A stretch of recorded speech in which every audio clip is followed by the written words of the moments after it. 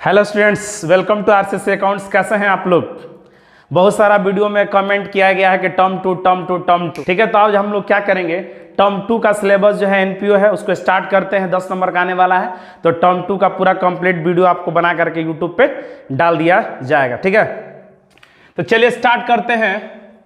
Term 2 का पहला chapter है not for profit organisation, NPO. और एनपीओ से आपसे पूछा जाएगा एक क्वेश्चन 6 मार्क्स का और एक 3 और एक 1 मार्क्स का। ठीक है, एनपीओ है क्या, एनपीओ का मतलब क्या?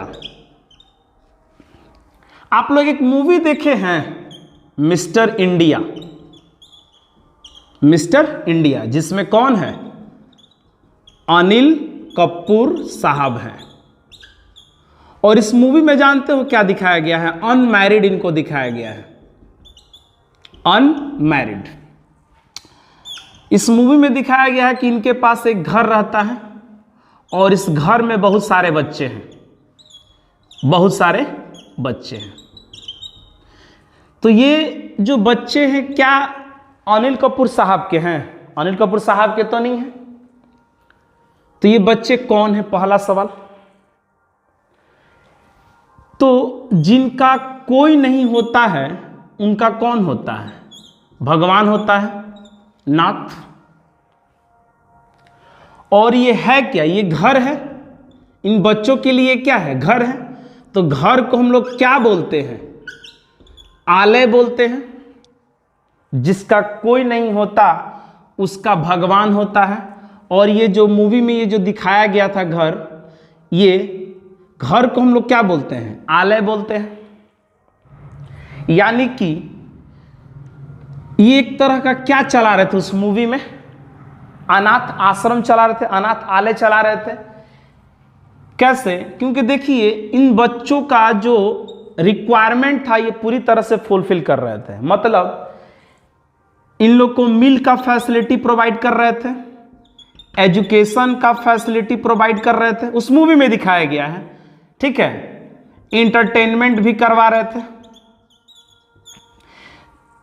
क्लोथ्स वगैरह भी दे रहे थे। मतलब जो एक इंसान को जीने के लिए, अपने जीवन को सरवाइव करने के लिए जो चाहिए वो हर कुछ इन बच्चों को मिल रहा था।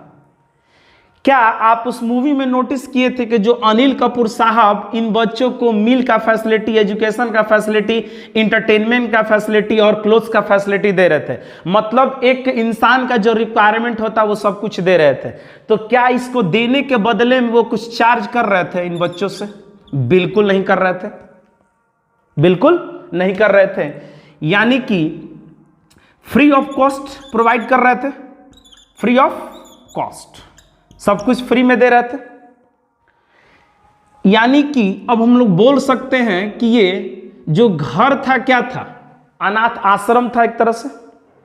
यानी कि जिनका कोई नहीं होता भगवान होता है, और घर का मतलब आलय। यानी कि ये बच्चे कौन थे? यानी कि ये जो है, ये जो पूरा जो सिस्टम दिखाया गया था मूवी में, बच्चों को खाना का फैसिलिटी, एजुकेशन का फैसिलिटी, सब कुछ जो फैसिलिटी प्रोवाइड किया जा रहा था उसके बदले में कोई चार्ज नहीं किया जा रहा था।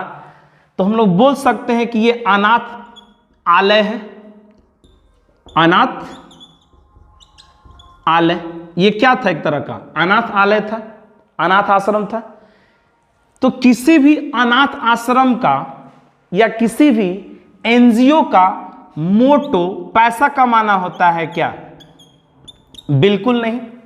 बहुत लोग अनाथ आलय को जानते हो क्या बोलते हैं? ऑर्फनेज भी बोलते हैं। क्या बोलते हैं? ऑर्फनेज भी बोलते हैं। तो किसी भी ऑर्फनेज का मोटो बोलो ना, बोलते क्यों नहीं? पैसा कमाना मोटो होता है क्या? बिल्कुल नहीं। किसी भी अनाथ आश्रम का मोटो पैसा कमाना होता है? एकदम बिल्कुल नहीं पैसा कमाना मोटो होता है। यानी कि अगर मोटो पैसा कमाना नहीं होता है तो फिर क्या होता है? तो इस मूवी में जो अनिल कपूर साहब हैं इन बच्चों को क्या दे रहे थे? मील का फैसिलिटी, एजुकेशन का फैसिलिटी, इंटरटेनमेंट, क्लोथ, सब कुछ। तो वो क्या कोई चार्ज कर रहे थे? नहीं कर रहे थे। यानी कि पब्लिक वेलफेयर दिखाने का कोशिश किया गया है। समाज का ये क्या कर रहे हैं, सेवा कर रहे हैं। ठीक उसी तरह बाबू मेरे किसी भी ऑर्फनेज का मोटो पैसा कमाना नहीं होता है, समाज का सेवा करना होता है, यानी कि सर्विस प्रोवाइड करना होता है। पब्लिक वेलफेयर बोल सकते हैं। बीइंग ह्यूमन का नाम सुने हैं, जिसको कि सलमान खान चलाते हैं। कभी लड़की का शादी, कभी हार्ट का ऑपरेशन, कुछ हमेशा करवाते रहते हैं। तो किसी लड़की का या किसी बच्चे का हार्ट का ऑपरेशन करवाने के बाद पैसा ले लेते हैं क्या? पैसा नहीं लेते हैं। यानी कि वो देश का एक तरह से वो क्या सेवा कर रहे हैं। पब्लिक वेलफेयर, बहुत सारे एनजीओज हैं, वृद्धा आश्रम है, स्कूल है, कॉलेज है, हॉस्पिटल है। आपका 5 रुपए में इलाज हो जाता है गवर्नमेंट हॉस्पिटल में। 5 रुपए में आपका इलाज हो जाता है। अब इलाज होने के बाद आप नहीं बचते, वो एक अलग बात है, लेकिन इलाज हो जाता है ना। यानी कि बहुत सारी ऐसी संस्थाएं हैं जिसका कि मोटो पैसा कमाना नहीं है, समाज का सेवा करना है। अब आते हैं कि आपका चैप्टर क्या कहता है। मेरे तरफ से तो इसी को हम लोग क्या बोलते हैं, एनपीओ। एक ऐसा संस्था का हम बात कर रहे हैं जिसका उद्देश्य पैसा कमाना नहीं है बल्कि समाज का सेवा करना, उसको हम लोग क्या बोलते हैं, एनपीओज बोलते हैं। अब आते हैं आपके चैप्टर में कि आपका चैप्टर क्या कहता है।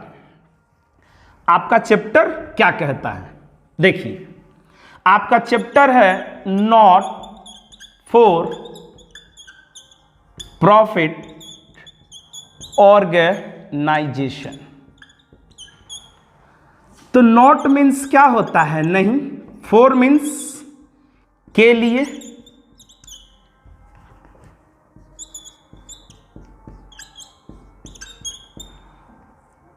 प्रॉफिट का मतलब लाभ, ऑर्गेनाइजेशंस का मतलब होता है संस्था।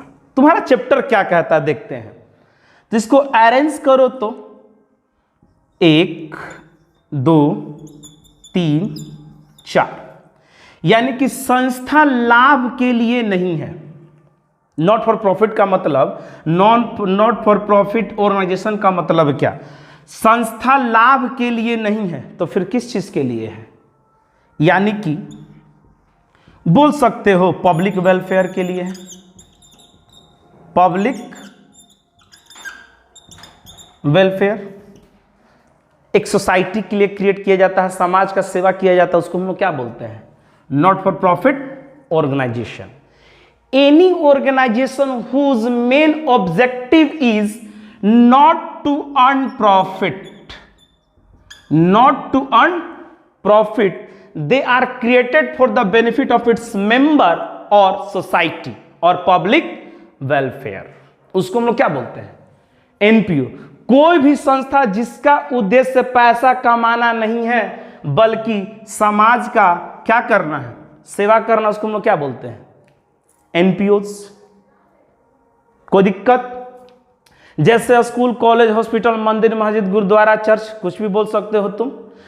हर वो संस्था जिसका कि मोटो पैसा कमाना नहीं है, उसको हम लोग क्या बोलते हैं, NPO.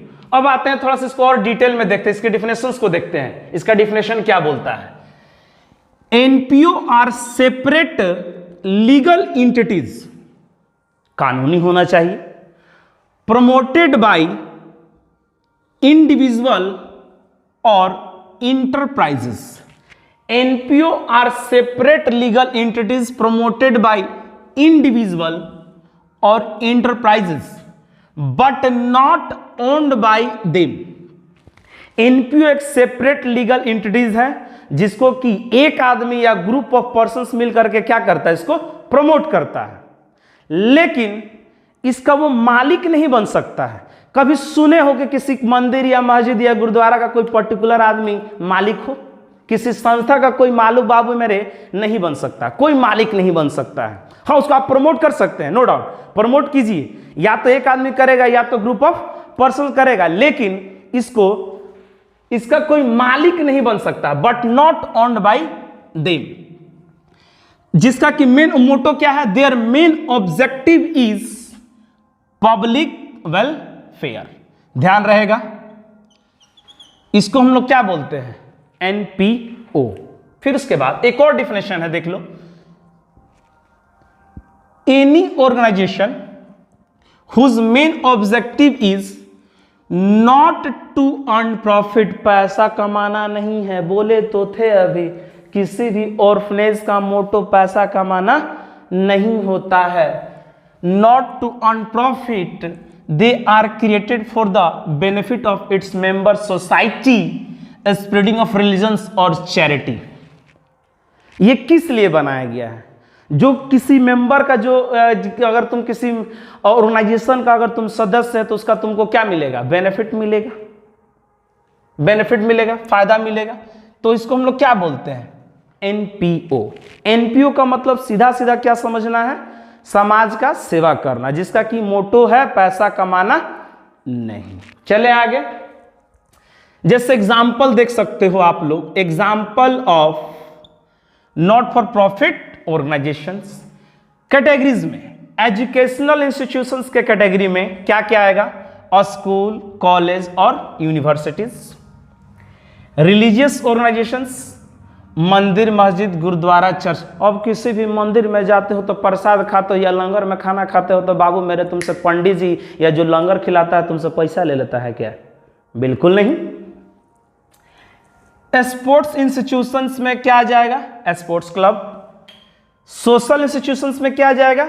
Hospital, libraries, charitable trust. Professional person,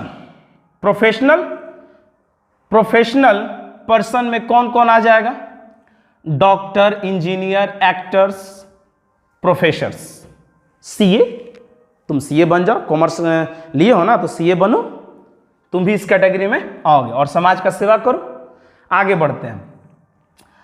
accounting treatment. अब इस चैप्टर में अकाउंटिंग ट्रीटमेंट, कितना अकाउंट आप लोग को पढ़ना है? तो आप लोग को इस चैप्टर में 3 अकाउंट प्रिपेयर करना है। कौन कौन? Receipt and payment account, income and expenditure account, और तीसरा है आपका बैलेंस शीट, जो कि आपके एग्जाम में 95% चांस है किसका आने का? इनकम एंड एक्सपेंडिचर अकाउंट का। ये आपसे पूछा जाएगा 5 नंबर में, आपसे पूछा जाएगा इनकम एंड एक्सपेंडिचर अकाउंट, जो कि बहुत इंपॉर्टेंट है। एनपीओ क्लियर है? एनपीओ का मतलब क्या?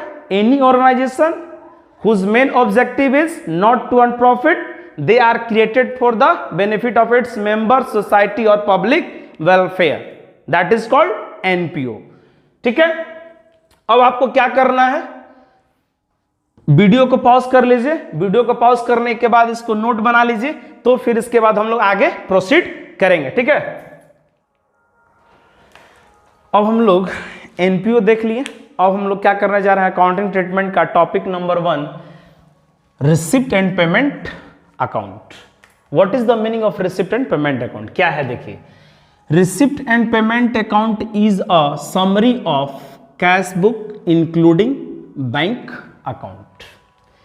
It is just like cash book, that is cash account. ये बिल्कुल कैश अकाउंट के जैसा होता है और ये बनता भी है। In this account only cash transactions are recorded, only cash transactions, that is not credit transactions। याद कीजिए, कैश बुक आप अगर पढ़े थे क्लास 11 में बाबू मेरे, तो क्या आप लोग क्रेडिट ट्रांजैक्शंस को रिकॉर्ड करते थे? बिल्कुल नहीं। ठीक उसी तरह रिसिप्ट एंड पेमेंट अकाउंट में भी हम लोग क्रेडिट ट्रांजैक्शंस को रिकॉर्ड नहीं करते हैं, गलती से भी गलती नहीं करेंगे। It records only cash transactions, not credit transaction. In this account, transactions are recorded on cash basis. अभी बताएं, इसमें कैश बेसिस पर अकाउंटिंग होता है, अक्रूवल बेसिस पर अकाउंटिंग नहीं होता है। मतलब क्रेडिट ट्रांजैक्शंस को रिकॉर्ड नहीं करेंगे। all receipts are show on the debit side and all payments are show on the credit side. Cash book जब आप पढ़े थे क्लास 11 में, तो जो भी आप पेमेंट करते थे वो क्रेडिट करते थे, या जो भी कैश रिसिप्ट करते थे उसको आप लोग क्या करते थे, डेबिट करते थे। ठीक उसी तरह इसमें भी all receipts are show on the debit side and all payments are record on the credit side, बशर्ते ये होना किस में चाहिए, कैश में होना चाहिए। ठीक है, देखो ना, कैश बुक को नाम काट करके यहां पर रिसिप्ट एंड पेमेंट अकाउंट कर दो ना, बस हो गया। यही तो है, मतलब ये बिल्कुल it's just like cash account. Clear है? It records capital and revenue nature transaction, ये कैपिटल नेचर के ट्रांजैक्शंस को भी रिकॉर्ड करता है और रेवेन्यू नेचर के ट्रांजैक्शन को भी रिकॉर्ड करता है। It has opening and closing balance. याद करो, कैश बुक तुम लोग के बैलेंस में देता था, क्वेश्चन में आप लोग क्वेश्चन में ओपनिंग बैलेंस दे दिया करता था कैश अकाउंट बनाते समय। कभी कैश का ओपनिंग बैलेंस दे देता था, कभी बैंक का ओपनिंग बैलेंस दे देता था। तो यानी कि इसमें भी क्या होगा, ओपनिंग एंड क्लोजिंग बैलेंस, क्योंकि एकदम बिल्कुल कैश बुक जैसे बनता था ना, ठीक उसी तरह ये भी बनेगा। क्योंकि इसको हम सीधा सीधा क्या बोल दिए हैं, receipt and payment account is just like cash account, cash account के जैसा है। यानी कि जैसे कैश अकाउंट हम लोग का बनता था ना, ठीक उसी तरह रिसिप्ट एंड पेमेंट अकाउंट भी बनेगा। ठीक है, अब आते हैं हम लोग इनकम एंड एक्सपेंडिचर अकाउंट, जो कि ये आपके लिए बहुत ज्यादा इंपॉर्टेंट है। ये आपके लिए बहुत ये इंपॉर्टेंट है, टर्म 2 के लिए बहुत इंपॉर्टेंट है, 5 नंबर में ये आने वाला है। क्या होता है इनकम एंड एक्सपेंडिचर अकाउंट? तो सबसे पहले तो तुम लोग ये देख लो कि this account is just like profit and loss account. ये किसके जैसा है, प्रॉफिट एंड लॉस अकाउंट। तो क्लास 11 में आप लोग प्रॉफिट एंड लॉस अकाउंट पढ़े थे, आप लोग क्लास 11 में प्रॉफिट एंड लॉस अकाउंट पढ़े थे, फाइनल अकाउंट में पढ़े थे। ठीक है, तो ये उसी के जैसा होता है। जो भी आपका एक्सपेंस होता था हम लोग किधर रिकॉर्ड करते थे, डेबिट करते थे, जो भी आपका एक्सपेंस होता था, और जो भी आपका इनकम होता था वो आप कहां रिकॉर्ड करते थे, क्रेडिट साइड। यानी कि this account is just like profit and loss account, profit and loss account के जैसा होता है। एक और चीज, जो अकाउंट प्रॉफिट और लॉस की बात करता है ना, उसका नेचर क्या होता है, नॉमिनल अकाउंट। क्या है ये, नॉमिनल अकाउंट, क्योंकि ये प्रॉफिट एंड लॉस अकाउंट की बात कर रहा है। यानी कि ये क्या है, nominal account. Nominal account are those account which are related to all expenses and losses, income and gains. ठीक है, चले आगे। उसके बाद, in this account both cash as well as credit transactions are recorded. In this account both cash as well as credit transaction are recorded. ये जो होता है, कैश को तो रिकॉर्ड करेगा ही करेगा, क्रेडिट ट्रांजैक्शन को भी रिकॉर्ड करेगा, लेकिन रिसिप्ट एंड पेमेंट अकाउंट सिर्फ कैश को रिकॉर्ड करेगा। ध्यान रखना इस बात को। इनकम एंड एक्सपेंडिचर अकाउंट सिर्फ किसको रिकॉर्ड करेगा, cash as well as credit, लेकिन रिसिप्ट एंड पेमेंट अकाउंट सिर्फ कैश को। In this account, third point, in this account transaction are recorded on accrual basis. Sir accrual basis का मतलब क्या, credit transaction, जैसे आउटस्टैंडिंग सैलरी का हो जाना, रेंट का हो जाना। याद करो क्लास 11 फाइनल अकाउंट में प्रॉफिट एंड लॉस अकाउंट जब आप बनाते तो आउटस्टैंडिंग सैलरी हो जाता था, या आउटस्टैंडिंग रेंट हो जाता था, आउटस्टैंडिंग वेजेस हो जाता था, तो याद करो उसके रिस्पेक्टिव हेड में ऐड नहीं करते थे आप लोग। यानी कि इसमें भी हम लोग क्या करेंगे, ऐड करेंगे। अक्रूअल बेसिस का मतलब यही होता है। अक्रूअल बेसिस का मतलब आउटस्टैंडिंग, प्रीपेड का हो जाना, ये सब भी रिकॉर्ड होगा, क्रेडिट ट्रांजेक्शन भी रिकॉर्ड होगा। एक और इंपॉर्टेंट पॉइंट है, इट रिकॉर्ड्स, यानी कि only revenue nature transaction are recorded. ये सिर्फ किसको रिकॉर्ड करता है? रेवेन्यू नेचर ट्रांजेक्शंस को रिकॉर्ड करता है, रेवेन्यू नेचर। और ये कैपिटल एंड रेवेन्यू दोनों को रिकॉर्ड करता है, लेकिन इनकम एंड एक्सपेंडिचर अकाउंट सिर्फ रेवेन्यू नेचर को रिकॉर्ड करता है। ये सबसे इंपॉर्टेंट पॉइंट है बाबू। इनकम एंड एक्सपेंडिचर अकाउंट किसको रिकॉर्ड करता है? सिर्फ और सिर्फ रेवेन्यू नेचर को रिकॉर्ड करता है, ठीक है। It has not opening and closing balance. क्या प्रॉफिट एंड लॉस अकाउंट में ओपनिंग और क्लोजिंग बैलेंस होता था क्या? बिल्कुल नहीं होता था। It shows surplus and deficit. ये क्या शो ऑफ करता है? सरप्लस और deficit. What is the meaning of surplus and deficit? Surplus और डिफिसिट का मतलब ये हुआ कि जैसे मान के चलो कि तुम 5 लाख रुपया कमाया और आप खर्च किए 4 लाख,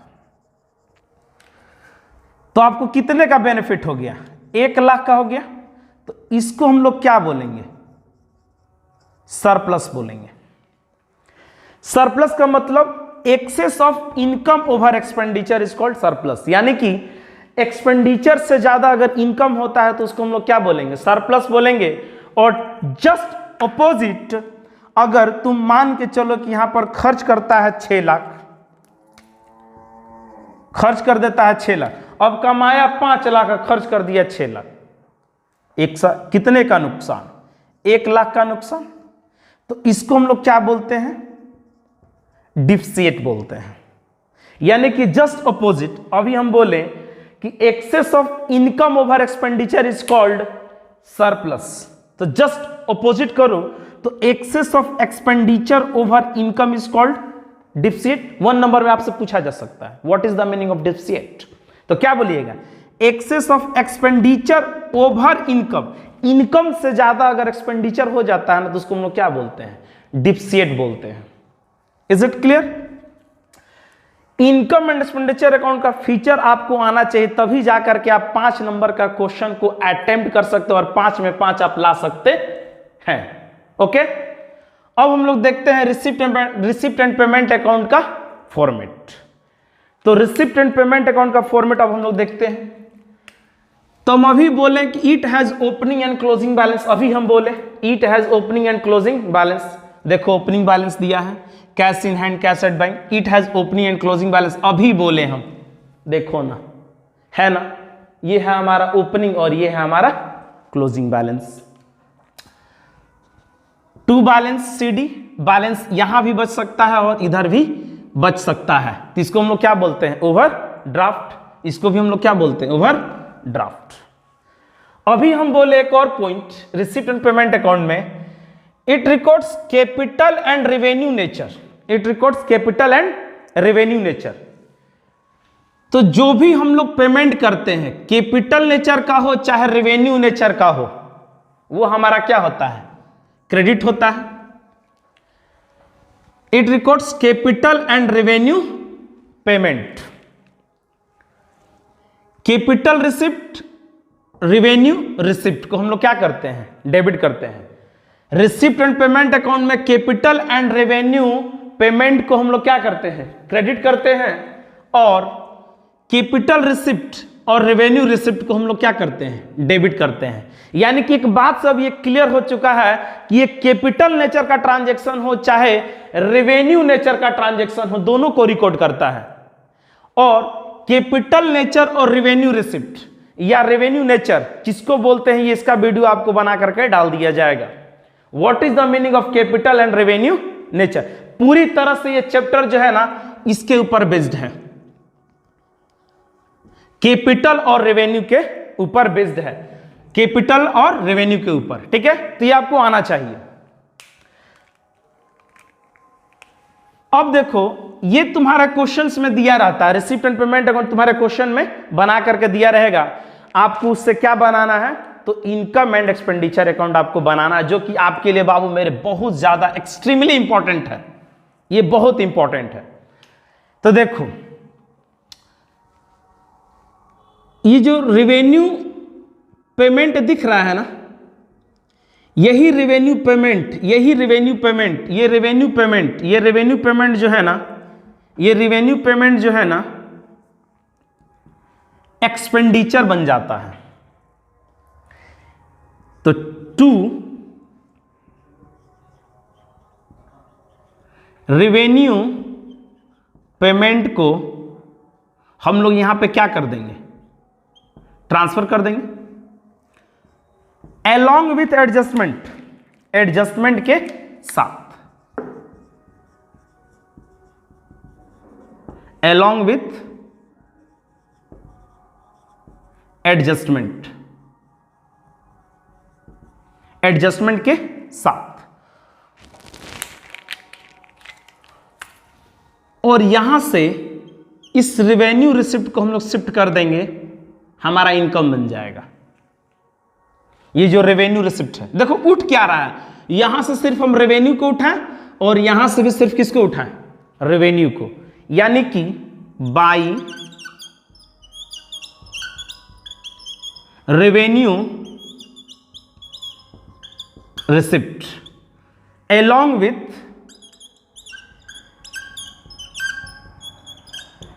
with एडजस्टमेंट। यहां तक क्लियर है।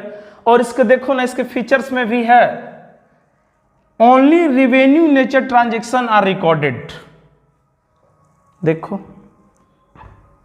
कोई दिक्कत, आगे चलते हैं। इसके अलावा इसमें और क्या जाता है, तो to other expenses and losses, इसमें हम लोग डेबिट करते हैं by other income and gains, हम लोग क्या करते हैं, क्रेडिट करते हैं। जैसे में loss on sale of asset, अगर किसी एसेट को बेचने से लॉस होता है तो वो हमारा क्या होगा, डेबिट होगा। क्योंकि इनकम एंड एक्सपेंडिचर अकाउंट है क्या, income and expenditure account is a nominal account, और नॉमिनल अकाउंट क्या कहता है, debit all expenses and losses, credit all income and gains. तो देखो, यानी कि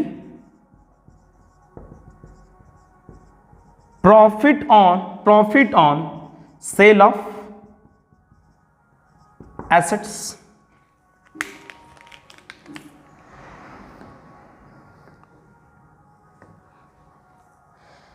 इसके बाद हम लोग इसको टोटल करते हैं,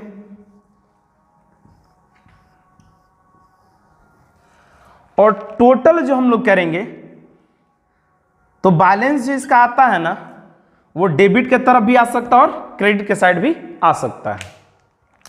तो जो डेबिट साइड बैलेंस आता है ना, उसको हम लोग बोलते हैं सरप्लस। क्या बोलते हैं, सरप्लस।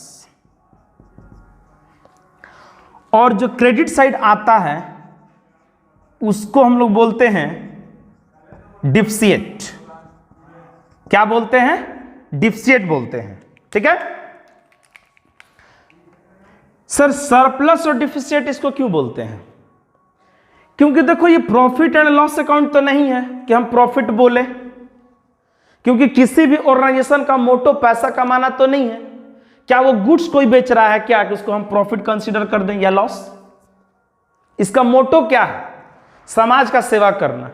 तो ये अपने जो फंड को क्या करता है, वो देखता है कि वो निगेटिव में है कि पॉजिटिव में है, जो फंड रेज करती है कोई भी एनजीओज। तो ठीक है, तो ये प्रॉफिट और लॉस गलती से भी आप कंसीडर नहीं करेंगे, सरप्लस और डिफिसिट। ठीक है, अब यहां पे सरप्लस का मतलब क्या, एक बार देख लो। यहां पे सरप्लस का मतलब excess of income over expenditure. Deficit का मतलब एक्सेस ऑफ एक्सपेंडिचर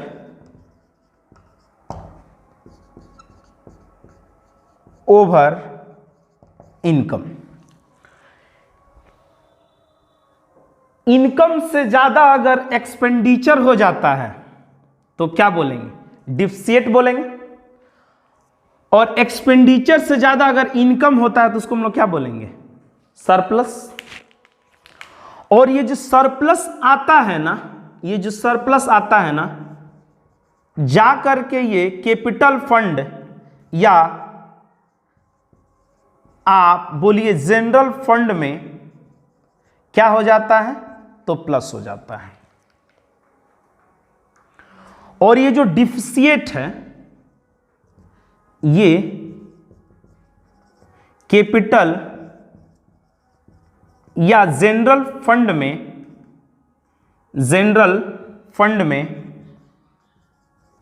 जाकर के क्या हो जाएगा? माइनस हो जाता है। ठीक है, बात समझ में आ रही है? यहां भी आरसीसी की बात लागू हो रही है। कैपिटल जो होता है ना, 3 चीज से घटता है और 3 चीज से बढ़ता है। क्या सर? कैपिटल अगर प्रॉफिट होता है, इनकम होता है या गेन होता है तो तुम्हारा कैपिटल क्या हो जाएगा? बढ़ जाता है। कैपिटल 3 चीज से घटता है, लॉस होगा तो, ड्रॉइंग्स करोगे तो, और एक्सपेंस करोगे तो ये कमी है। डिफिसिट का मतलब क्या? कमी हो रहा है तो तुम्हारा कैपिटल क्या होगा? घट जाएगा। ये है आपका इनकम एंड एक्सपेंडिचर अकाउंट का कॉन्सेप्ट, जो कि आपके एग्जाम में income and expenditure account term 2 में आ रहा है। 5 नंबर में ये क्वेश्चन एकदम बिल्कुल 100% आने वाला है। ठीक है, एक बार और इसको हम रिकॉल कर देते हैं। रिसिप्ट एंड पेमेंट अकाउंट क्या है? तो receipt and payment account is a summary of cash book. Receipt and payment account क्या है? जस्ट लाइक कैश बुक के जैसा है। कैश बुक के जैसा है तो कैश बुक में हम लोग क्या रिकॉर्ड करते थे? सिर्फ और सिर्फ कैश ट्रांजेक्शंस। तो रिसिप्ट एंड पेमेंट अकाउंट भी क्या रिकॉर्ड करेगा? सिर्फ और सिर्फ कैश ट्रांजेक्शंस, यानी कि it records only cash transactions because it is prepare on cash basis. It records capital and revenue nature transactions. Receipt and payment account जो होता है कैपिटल और रेवेन्यू दोनों को रिकॉर्ड करता है। ठीक है, और रियल ये जो होता है रिसिप्ट एंड पेमेंट अकाउंट जो होता है, बार बार देखो ना कैश की बात कर रहा है, बार बार कैश की बात कर रहा है, यानी कि ये कौन सा अकाउंट है? तो ये बाबू मेरे रियल अकाउंट है। ये कौन सा अकाउंट है? तो ये रियल अकाउंट है। ये क्या है? रियल अकाउंट है, क्योंकि बार बार कैश की बात कर रहा है। Real account are those account which are related to all assets. तो कैश क्या है तुम्हारे लिए? एसेट है, यानी कि ये कौन सा अकाउंट है? रियल अकाउंट है। ये जो होता है सिर्फ और सिर्फ कैश ट्रांजैक्शंस को रिकॉर्ड करता है, क्रेडिट ट्रांजैक्शन को रिकॉर्ड नहीं करता है। ठीक है, उसके बाद इनकम एंड एक्सपेंडिचर अकाउंट में क्या है? तो इनकम एंड एक्सपेंडिचर अकाउंट ये just like profit and loss account, profit and loss account के जैसा होता है, और ये नॉमिनल अकाउंट होता है, क्योंकि नॉमिनल अकाउंट कहता है debit all expenses and losses, credit all income and gains. Is it clear? फिर उसके बाद ये जो होता है रिवेन्यू नेचर के ट्रांजैक्शन को रिकॉर्ड करता है, सिर्फ और सिर्फ रेवेन्यू नेचर के ट्रांजैक्शन को रिकॉर्ड करता है। लेकिन receipt and payment account capital and revenue दोनों को रिकॉर्ड करता है, ये याद रखना है। इनकम एंड एक्सपेंडिचर अकाउंट सिर्फ और सिर्फ रेवेन्यू नेचर को रिकॉर्ड करता है। ठीक है, देखो यहां फॉर्मेट में भी हमने आपको समझाने का कोशिश किया है। देखो यहां पे देखो ना, दिख रहा है, तुमको दिखना चाहिए। इसमें कैपिटल भी है और रेवेन्यू भी है, लेकिन हम इसमें ट्रांसफर किसको किए हैं? सिर्फ और सिर्फ रेवेन्यू पेमेंट को, अलोंग विथ एडजस्टमेंट। कुछ इंपॉर्टेंट एडजस्टमेंट हम लोग पढ़ेंगे इसके बाद। यहां तक आप लोग देख लो, कोई दिक्कत? अब आपको क्या करना है? नोट्स बनाना है। वीडियो को जरा सा भी अगर आप स्किप करते हैं तो आपसे एग्जाम में क्वेश्चन छूट जाएगा। आपको क्या करना है? एक अच्छा सा क्या कीजिए, वीडियो को पॉज कर लीजिए। वीडियो को पॉज करने के बाद इसका आप नोट्स बना लीजिए। नोट्स बनाने के बाद अब हम लोग एडजस्टमेंट पढ़ेंगे according to income and expenditure account के पॉइंट ऑफ व्यू से। क्योंकि देखो ना, रिसिप्ट एंड पेमेंट अकाउंट में कोई एडजस्टमेंट नहीं, इसमें क्या कैपिटल क्या रेवेन्यू, इसमें तो सब जा रहा है ना। इसमें तो क्या कैपिटल और क्या रेवेन्यू, इसमें तो सब जा रहा है, लेकिन इसमें क्या है, सिर्फ और सिर्फ रेवेन्यू। तो अब जो कुछ भी अब हम लोग पढ़ने जा रहे हैं ना, जो भी एडजस्टमेंट आपको हम बताने जा रहे हैं ना, इनकम एंड एक्सपेंडिचर अकाउंट के पॉइंट ऑफ व्यू से सम इंपॉर्टेंट एडजस्टमेंट को हम लोग क्या करेंगे, स्टडी करेंगे, इनकम एंड एक्सपेंडिचर अकाउंट के पॉइंट ऑफ व्यू से। क्योंकि रिसिप्ट एंड पेमेंट अकाउंट में तो क्या कैपिटल क्या रेवेन्यू, उसमें तो सब जाता है, लेकिन इसमें सिर्फ और सिर्फ रेवेन्यू जाता है, और यहीं पे आप लोग गलती करके आ जाते हैं। तो नोट बना लीजिए। अब हम लोग कुछ एडजस्टमेंट पढ़ेंगे इनकम एंड एक्सपेंडिचर अकाउंट के पॉइंट ऑफ व्यू से। नोट बना लीजिए जल्दी से फटाफट।